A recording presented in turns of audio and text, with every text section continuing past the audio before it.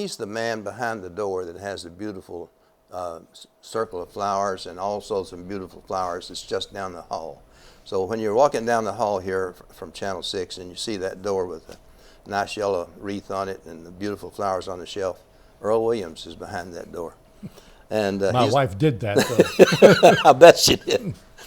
And you've lived here, what, about 2 years? Yeah, about 2 years. 19 months, I think. 19 months? Right. You know, I was one of the first ones to welcome you to Green Spring. I was walking down the hall from Channel 6 here, and I saw you moving in. And I said, welcome, you know, and you got your wife, and they said, you know, here he's going to welcome us. So, but it is indeed a pleasure to have you, and to have you on the show today, Earle. Well, it's a pleasure to be at Green Spring, I'll tell you. Well, I certainly like it. Earle has served on the General Services Committee for the last year, and he also was the head of the Ad Hoc Parking Committee that I think did a super job in looking over the parking study and determining what we need to change in parking on the campus. And although we might not have gotten everything that we might have wanted, you did a great job in moving that committee. Had a great committee. It was a good committee. Well, we're pleased to have you in June here, and could you tell us why you came to Green Spring? People have asked me that, and I said, well, you know, there's a lot behind it, but fundamentally, the issue was that my wife had a couple of strokes, and I had 2 bouts with cancer, and we were getting up into the 80s. And I said, if we both fall down at the same time, I want to make sure there's somebody there to pick us up. It's that simple. Yeah. Well, there's a lot more to it than that, obviously, but that was the driving factor. Well, that was the driving factor for moving out of your home that had, I'm sure, a lot of stairs and so forth. We looked around. People said, well, how did you choose Green Spring? And I said, almost Green Spring chose itself. We didn't want to be in a high-rise. We wanted to stay in Northern Virginia. And we looked at some places, and we came down here. And honestly, the first thing that attracted us is my wife took one look at it and says, look at the landscaping, look at all of those flowers, look how nice it looks. Yeah. And from there on, it was sort of, this is kind of where we think we want to go. Good. And I hope that's what sells Green Spring, because it is a beautiful place. Yeah, it is indeed. And they do take good care of the grounds. Well, you've had a very interesting life. I've read over all of the things you've done, where you've been and so forth. And I found that we had a lot of things in common, especially back in the early days. There are a lot of, not necessarily you and I had in common, but we had common interests. So I'd like to get involved in talking about that. But first, let's talk about your family. Okay. How many? What is your family? How many daughters do you have? First of all, let me say that my wife and I met in high school. Oh. And we went together for 3 years. Where was this? In Auburn, where Auburn University is. There was a town there too. And we were both in high school, and I had never dated any girl more than once. And when I saw June, I guess you don't believe in love at first sight, perhaps, but it was close to that on the part of both of us. And later on, we can talk, if you like, about what happened after that. But we had 3 daughters. We have 3 adult daughters, and they're we can see them here there. if you get the camera on the picture. Maybe you could show us your wife and the 3 daughters as you talk about them. My wife is this one right here, and the younger daughter, and then the middle one, and the oldest one. They're all in the workforce. They didn't get through it. Okay, now we're on the picture. Okay, this is my wife right here. The younger daughter, Sharon, middle daughter, Carol, and the oldest daughter, Gail. Gail's in Colorado Springs. She's a nurse, master's degree nurse, working mostly in administration for the Army at Fort Carson. Oh. Middle girl is a constituent service person for a senator. And the younger one has her own internet-based business that hadn't been doing too well because she had Lyme disease undiagnosed for a long time, and that really took it out of her. But she's coming back, and the two Sharon and Carol are both here in Fairfax County, which is really very nice. And Carol, in fact, is just down the road in Fairfax Station, and she stops. I got her one of the laser tags for her car. She comes over so often. Good. And want to make things easy for her to come over. Yeah. And so that's, we have 7 grandchildren. And most of them are here in Fairfax County also. Well, you say you grew up in Auburn. Well, I actually spent the first 15 years of my life over in a small town in western Alabama. When I was about 15, my dad changed jobs and moved to Auburn. He was something like the director of management services or something for the Alabama Extension Service, which was part of the university. And June's dad, as it turns out, was head of the Department of Business and Economics at Auburn. So there was a college family. I mean, the college was about all there was really there for anybody to do. It had the support stores and that sort of thing. But basically, that was the industry. Both of us went to Auburn. I got there a year before June did, but I graduated in electrical engineering, and she was taking sociology. Actually, I took her away before she graduated, married her, and took away went in the Army. So she didn't get a degree? She didn't get a degree, right. She was certainly smart enough to get one, but I prevailed. I wanted her to go with me. My oldest daughter had the same experience. She married in her final year too, and she got her degree, 30 years, 35, 40 years later. No, it wouldn't be 40 years later. It'd be more like 30 years later. Sorry, Kathy. But anyway, yeah. The three daughters all went on to get master's degrees in various things. Was rather pleased about that, but I thought going into the workforce, which all of them have done, that having an advanced degree would be more security for Absolutely. them, and it turns out that way. Well, do you have any special memories about college? Other than dating your future wife. The only real memories that I have is that I was so in love with my wife-to-be that I didn't study as hard as I ought to, actually, and I could have done better, and she could have done better, I think. But in those days, going together meant just that, going together. That's all it was. Yeah. It wasn't like today when that can mean more than that. Yeah. Fortunately, she only lived about a mile away from where I was in Auburn, so we could see each other regularly and on the campus. Now, they awarded you a doctorate in science. That was an honorary in doctorate. 1992, Right, an honorary. right. So that must have been a very nostalgic moment, going back to Auburn and getting your honorary doctorate. It was. They did a lot of things in the same time. I also was named Engineer of the Year, something for the school there, and I contributed money to name an eminent professorship in electrical engineering department at Auburn. So we were very close there for a while. I ended up as chairman of the foundation for a couple of years and chaired the campaign for Auburn, which $200 million campaign to raise money for the endowment fund. So yes, and my family, my mother, father, sister, all lived in Auburn at the time, all dead now. But that gave us a lot of reason to go back, not only to school, but the fact that the family was there. Sure. So. Okay, now you said you graduated from Auburn electrical engineering and then went into the Army as the electronics officer for special weapons. First, I went into the signal school. Oh, okay. Had no idea of anything other than being a signal officer. And this is during Korea. This is during Korea, right? And I figured I would have at least a 50-50 chance of ending up in Korea. Yeah. They were sending signal officers over there like crazy.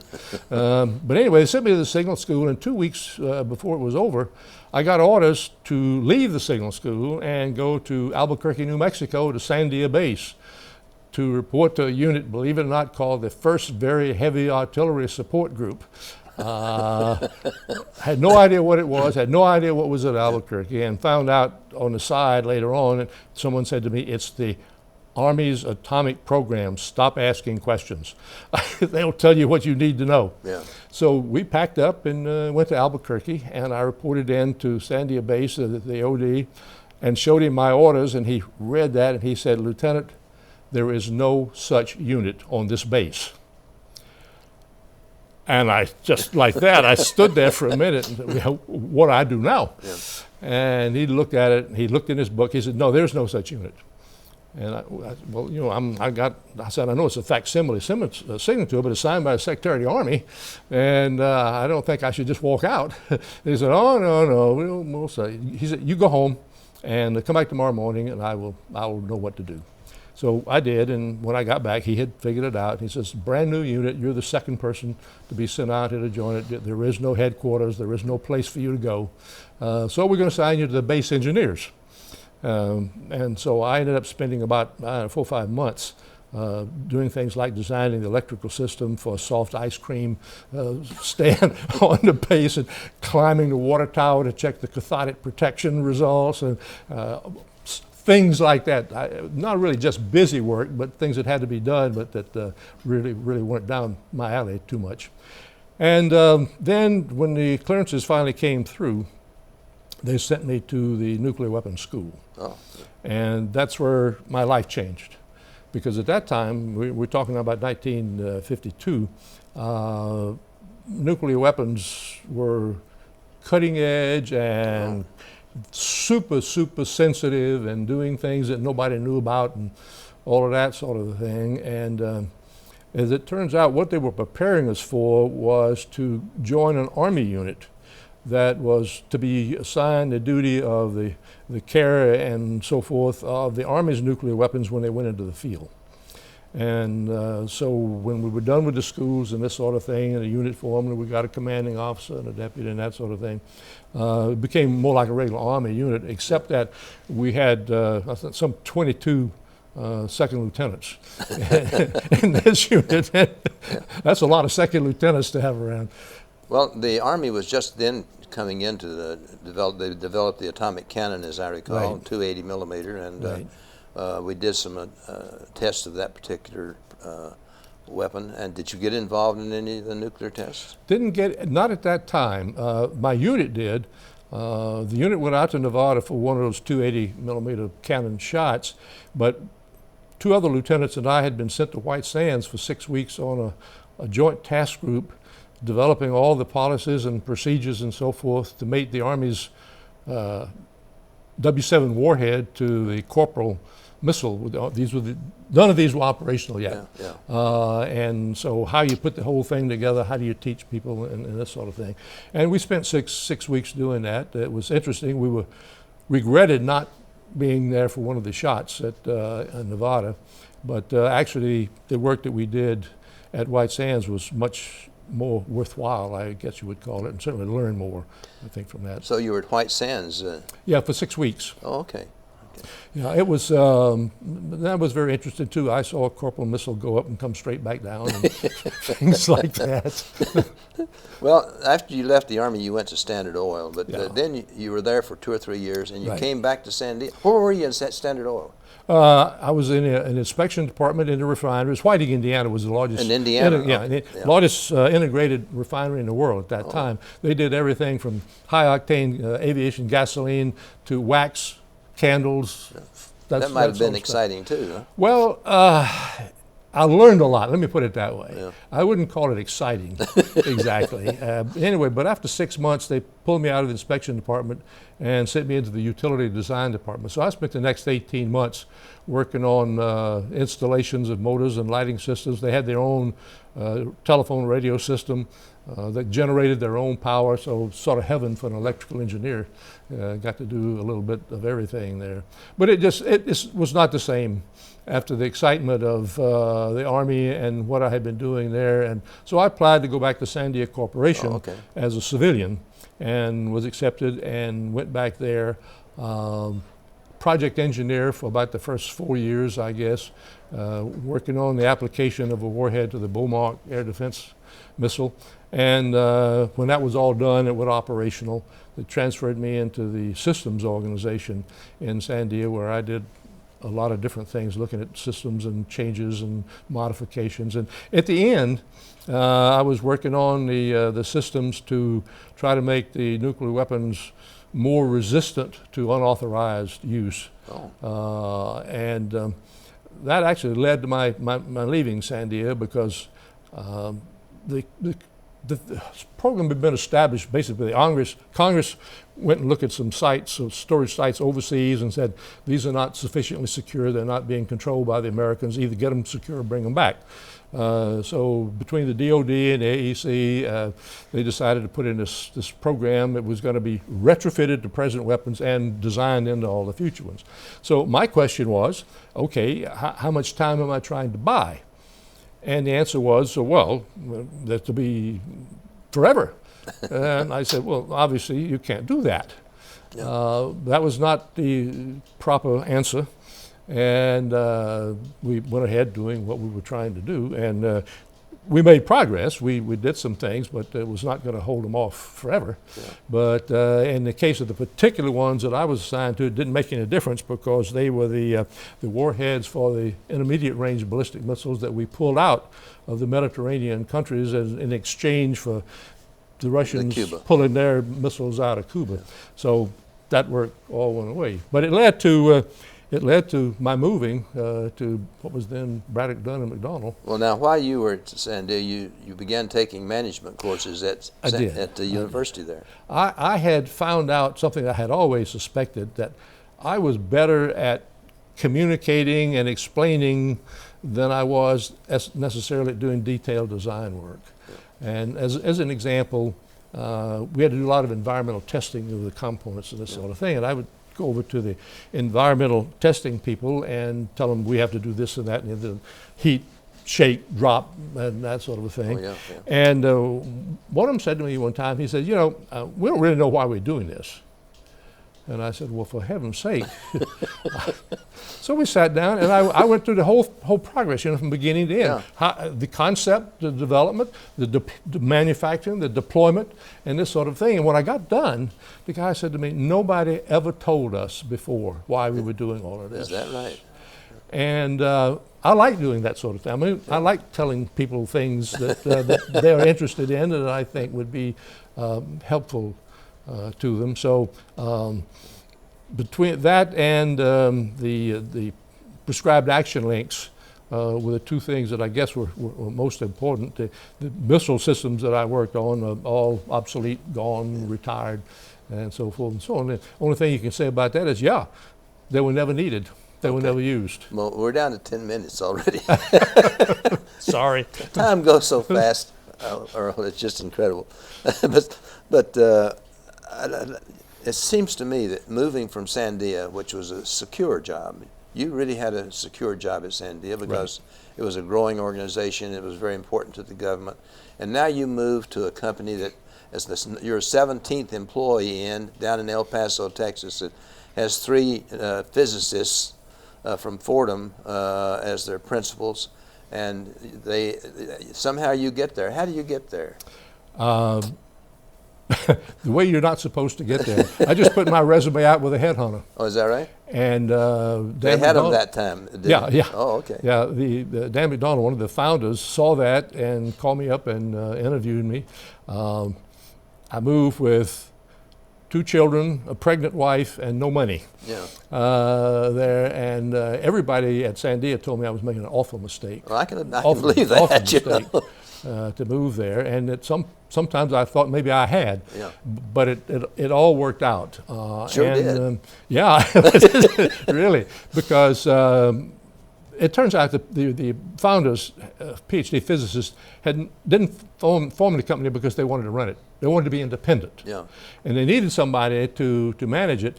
And ideally, it would be somebody who could understand what they were doing technically, but wouldn't challenge them technically. Well, I certainly would not. Yeah. But somebody also who could understand and then do the management part of the business. I fit. But you didn't get involved in management. This was 62 when you joined them. Right, but and they made you vice president in 68. Yeah, it's 72. I'm sorry, 68. Yeah. What had happened when I was offered the job as a systems engineer and they described to me what a systems engineer was, I got up and started walking out. Yeah. And I said, I'm sorry, I'm not interested in that job. So they called me, wait, come back. What do you want to do? Yeah. And I said, I want to get into management. Oh. And they said, well, as a matter of fact, we've been looking for somebody to do those sorts of things. And the offer was, come to work for us and we'll see what happens. Oh, okay. That was my offer. We'll see what happens. And they started pushing me right away into the administrative and management part of it. I liked it. I was good at it. They thought I was good at it. And so I grew along with the company. In 1970, it became clear that our clients, mostly in the Washington, D.C. area, didn't believe that we could support them out of El Paso, Texas. So we decided we had to move headquarters up here. So it was the clients in Washington that asked you to move? Absolutely. Okay. They didn't ask us. They just wouldn't call us Okay. when there were things that we could do. So we moved here, and we were growing very rapidly. And in 1972, we won a contract, except for the fact that the client was unhappy about our organizational structure, and told them I was doing all the interface and marketing and that sort of thing. And they said, this is not acceptable to us. We want you, but you have to change the organizational structure. Oh. We had put one of the founders in to manage the operation, and they looked at the organization chart and said, well, we can't tell who works for who. Yeah. And so I went back and told them that, and two of them, Braddock and McDonald, said, well, what's your solution? And I said, I don't see any solution except to make me the president. And they said, well, we don't think the president would like that. Yeah. And I said, well, I don't think there's anything else to do. And they said, well, you go ask him. We're not going to ask him. Now the president then must have been Bernie Dunn, right? Yeah, right. okay. And so I went into Bernie's office and I said, I have to talk to you. And he was doing guidance equations or something. I said, okay. Yeah. Bernie and I were pretty close too. And I told him the story, and he said, well, I don't know. He said, I don't think Dan and Joe would like that. And he said, maybe one of them would like to be president. And I said, no, I just came from them, Bernie. They don't want to do it. He said, you sure? And I said, yeah, I'm sure. He said, well, okay. Anything else? No. But that's how I became president, well, honestly. You know, when I first heard of the BDM, I was working with Joe Braddock primarily from Don Cotter's office. And I thought that they were sort of a triumvirate. I had no idea that they had somebody in the background. And then later on, I heard that they'd hired this guy who was from outside the company to come in and manage it for them, because all three of them wanted to be physicists and be involved technically. So I was very surprised to learn that you had grown up with the company. Yeah. And how many did you have when you moved to Washington? I'm not absolutely sure. We were doing about $7 million a year in business. Yeah. So it must have been 70, maybe a couple hundred, something like that. And we grew very rapidly. And when I finally retired in they made me the president in 1972. By the time I retired in 1992, we were up to about 4,500 employees and had about $425 million in sales. Could you tell me in about 2 minutes how you grew from 400 to 4,500? There must have been some philosophy. Well, the philosophy was to hire very smart people and put them to work, and people hire the kind of people and give them the freedom to do their own marketing. Yeah. And that's a big incentive if you can go out and win the kind of work that you want to do. We did that. We gave them a lot of freedom. And I told an analyst one time after we went public, he says, what is it that's different about BDM? Why do people want to hire BDM? Yeah. And I said, because we're the best. And he said, well, yeah, but everybody says that. He said, what's the real reason? Yeah. I said, no, the real reason is we're the best. Yeah. And he went away, and a couple of weeks later he called me back. He says, I've been down to the Pentagon talking to people and asking them why. And he said, the answer I got was good news and bad news for you. The good news is that you're right. They want you because you're the best. They don't want you when they have a preconceived notion of the answer they want, because you will always insist on giving them the answer that you believe is correct. Ah. People said, well, I guess you're going to change that. And I said, no, I'm not going to change that. We're going to keep on trying to do what we were doing, and we did. Well, it was a very successful company, and I looked at BDM from the outside, sort of envious, as to how you could grow so fast. I was working for a company, we grew, but nothing like that. It was a tremendous success, and we're down to about 2 minutes. Okay. And I don't know where the time went, Earl. Well, you and I have so much in common. Well, I guess, was there some? Well, you told me about the philosophy of how you grew, hiring the good people and doing what you thought was right rather than what was hopefully their answer. Now, you've been involved in a lot of philanthropic organizations, about 30, and over a period of years. Do you associate that kind of activity with business? Yes. My view was that I could never do anything outside if I couldn't show some connection back to the well-being of the company or its employees. Not everybody agrees with that philosophy. Some people say you should only concentrate on the stockholders. Well, but the stockholders, for them to be successful, your employees have to work. You have to have a reputation in the community that will support you. So yeah, I thought everything that I was doing was ultimately in the interest of the company. I told people, I can't show you a path from what I'm doing to the bottom line, but it exists. Yeah. Well, in reputation. Yeah. Yeah. Right. Now, what are you actively involved in currently? Currently, I'm an emeritus director out at Wolf Trap. Okay. I'm involved a bit with the Northern Virginia Community College. I am active on the board of an organization called Americans in Wartime Museum. Oh. I'm helping Alan Salisbury with the code of support, trying to help veterans and active duty military people. So a lot of things Great. like that.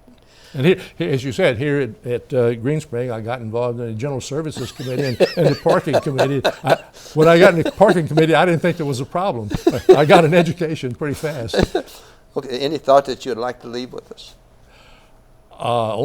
Thank you for inviting me here to talk about things that I love to talk about. You know, I'm so delighted that you came because, and I'm delighted to learn that we had so many things in common back in the early days of nuclear weapons, because that was my life from '63 to '78, pretty much. Yeah.